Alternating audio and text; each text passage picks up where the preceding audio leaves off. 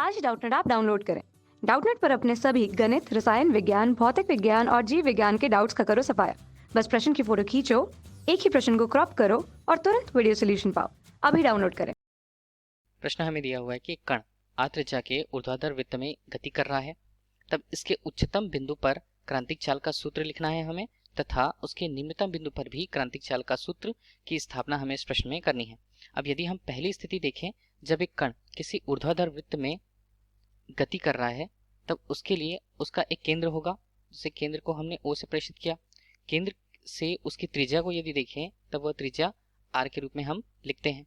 r के रूप में लिखने पर यदि कण की स्थिति कुछ इस तरफ हमने अभी दर्शा रखी है, कण कुछ इस तरफ है, कण इसी वृत्ताकार पथ पर एक निश्चित वेग v से गति कर रहा है मान लीजिए, तब उच्चतम बिंदु इसके लिए क्या होगा, नीचे से घूमते हुए उच्चतम बिंदु की स्थिति कुछ यहाँ पर उसकी होगी।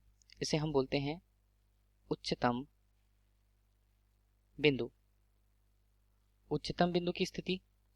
अब इस पर लगने वाले बलों को हम किस प्रकार से देखें, चूंकि हम यह मान लेते हैं कि उस कण का द्रव्यमान m से प्रस्तुत होता है, उस पर उच्चतम बिंदु की स्थिति पर यदि वह इस वृत्ताकार पथ पर यहाँ से गति करती है, तब उस पर लगने वाले बल v1 को, यहाँ पर वेग को हम v को प्रदर्शित करते हैं, जो रेखीय वेग को उच्चतम स्थिति पर प्रदर्शित कर रहा है।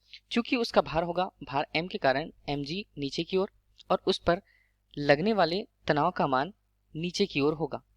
तनाव का मान किस लिए नीचे की ओर होगा, अभिकेंद्र त्वरण के कारण, चूंकि इसकी दिशा केंद्र के अनुदिश हमेशा होती है। अब हम इसी स्थिति पर देखें, तब यहाँ उच्चतम स्थिति पर कण की स्थिति बिंदु A से करते हैं।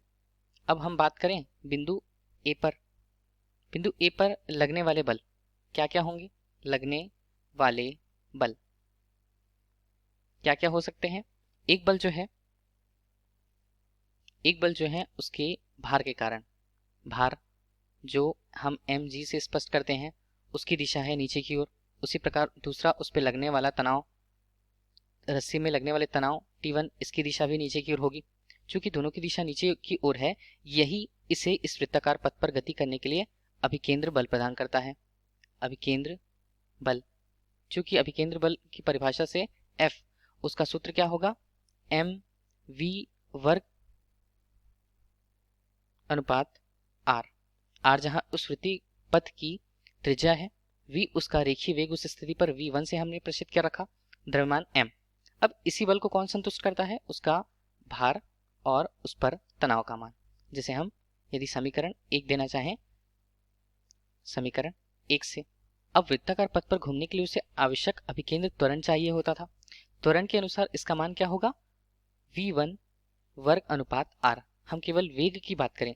अब वेग को हम जैसे जैसे इस पहले सूत्र में समीकरण 1 पे वेग के मान को जैसे जैसे कम करते जाते हैं, तनाव का मान जो अभिकेंद्र त्वरण के कारण उस पर लगा हुआ है, तनाव का मान भी कम होगा। अब हम कहते हैं कि जैसे जैसे मान कम करते जाएं, तो v1 के एक न्यूनतम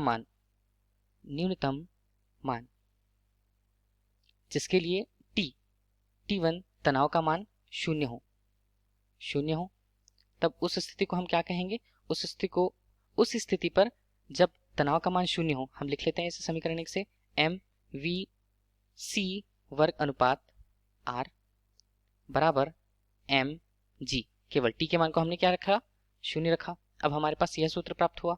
अब इस सूत्र पर यदि हम देखें, तब जो v है, v को हम इस रूप पर, जहां तनाव का मान उस पर शून्य होता है, v के मान को हम क्रांतिक वेग कहते हैं, क्रांतिक वेग। अब क्रांतिक वेग का सूत्र हमें स्थापित करना था, इसलिए vc वर्ग बराबर क्या होगा, mgr अनुपात m। क्या मान होगा, vc का पूर्ण रूप से वर्गमूल सीधे कर देते हैं, m का मान हटा देते हैं, वर्गमूल g गुणा r। यह क्रांतिक वेग के सूत्र को स्थापित करता है। यही प्रश्न में पूछा गया था कि क्रांतिक वेग का मान उच्चतम बिंदु पर क्या होगा, उसका मान वर्गमूल gr के बराबर होगा। इसी तरह यदि हम दूसरी स्थिति निम्नतम बिंदु पर देखें, तो उसके आरेख को पहले देखते हैं। अब दूसरी स्थिति पर हमें निम्नतम बिंदु हम आरेख से देख रहे हैं, बिंदु को B से प्रेषित कर देते हैं। यह निम्नतम स्थिति इस कण की बताता है। अब हम वही देखें कि एक m द्रव्यमान का कण किसी वृत्तीय पथ पर कुछ इस तरह घूम रहा है, वृत्तीय पथ पर किसी एक निश्चित वेग से घूम रहा है। अब इस पर वेग का मान क्या होगा, हम देखते हैं इसे। वेग का मान इस तरफ रेखीय रूप में इसे V2 से हमने प्रेषित कर दिया। अब उस पर लगने वाला बल किस प्रकार होगा वो देखिएगा। उस पर एक तो भार नीचे की तरफ और एक तनाव का मान रस्सी के कारण उसकी दिशा जो ऊपर की तरफ होगी तनाव के कारण। यहाँ हम इसे तनाव T2 कह दें और उसके द्रव्यमान को mg, जो तो परिवर्तित होगा नहीं। इस प्रकार इस पर कण पर m द्रव्यमान के कण पर लगने वाले बलों को देखें, तब लगने वाला बल की दिशा किस प्रकार से होगी। अब हमें V2 का मान निकालने के लिए, इस स्थिति पर V2 के लिए निम्नतम बिंदु पर वेग के क्रांतिक मान को निकालने के लिए हमें एक काम करना होगा। यहाँ पर पहले जब हम देखे थे, यहाँ पर स्थिति कण की A पर थी। A पर अब ऊर्जा संरक्षण का नियम हम लगाते हैं। ऊर्जा संरक्षण का नियम क्या बोलता है? ऊर्जा संरक्षण के नियम के अनुसार A पर जितनी ऊर्जा थी वह भी ऊर्जा B पर भी होगी। तब हम देखते हैं बिंदु B पर गतिज ऊर्जा किसके कारण होगी? कण का द्रव्यमान, जिसे हम लिखते हैं 1:2। द्रव्यमान तो m है ही और उसकी जो वेग है v2 का वर्ग होगा, जहां इसकी ऊर्जा किसके बराबर होगी? A पर गतिज ऊर्जा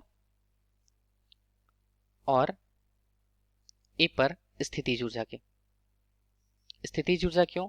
उसे कण के उच्चतम बिंदु पर जहां वेग का मान 0 हो जाता है, वह एक निश्चित स्थान से ऊपर तक की दूरी पर रखा हुआ होता है, तब वह उसकी स्थितिज ऊर्जा से व्यक्त होती है। A पर गतिज ऊर्जा 1:2, चूंकि उसका वेग उस स्थान पर v1 था, हमने उसे v1 वर्ग से प्रेषित किया। और गतिज ऊर्जा का मान क्या होगा? m गुणा g। अब वह B के तल से A तक की दूरी कितनी है? यहाँ तक की दूरी r थी और यहाँ तक की दूरी r थी, और r को मिलाकर के कितना हुआ? 2r। यह हमने लिख लिया। अब यदि हम हल करें, जहां v1 का मान क्रांतिक मान के लिए कितना था? वर्गमूल gr। इन मानों को यदि हम इसी समीकरण पर रखें, पहले तो हम सभी मानों को लिख लेते हैं। इस प्रस्तुत समीकरण को हल करने के बाद हमें इसका मान 1:2 m v2 वर्ग, ऊपर के स्थान पर 1:2 m g r, v का वर्ग हमने किया था, v का वर्ग करने के पश्चात, और यहाँ पर m g 2r। हल करने के पश्चात हमें अब अंतिम रूप से v2 वर्ग का मान कितना आता है? 5gr। तब v2 का मान हमारे लिए आएगा वर्गमूल gr5। इसे और क्या लिखा जा सकता है? v2 बराबर 5gr। यही दूसरी स्थिति पर उसके वेग को बताता है, और इसी वेग को हम क्रांतिक वेग कहते हैं। क्रांतिक वेग अर्थात vc2 भी हम कह सकते हैं। इसका मान होता है 5gr से। अब यदि इस वेग से, चूंकि हमें निम्नतम बिंदु पर क्रांतिक वेग का मान किस प्रकार प्राप्त हुआ? वर्गमूल 5gr के बराबर। अब क्रांतिक वेग को हम समझे तो क्रांतिक वेग था क्या?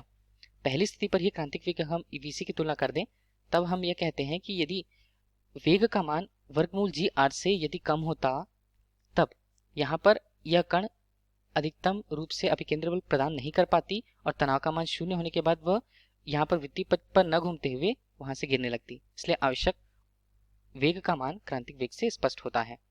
धन्यवाद। कक्षा 6वीं से 12वीं से लेकर नीट, IIT, जेईई वो एडवांस के लेवल तक 1 करोड़ से ज्यादा छात्रों का भरोसा। आज ही डाउनलोड करें डाउटनेट ऐप या व्हाट्सएप करें अपने सारे डाउट्स 8400 400 400 पर।